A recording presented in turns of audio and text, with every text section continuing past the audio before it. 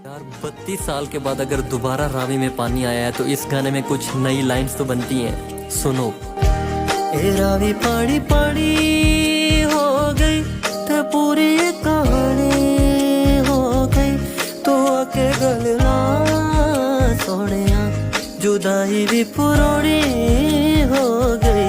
अखा च दरिया घोल के मैं बैठी तेरी राह खोल के, इथों हुण रावी लंघ पईए ते आपां हुण संग हो लईए।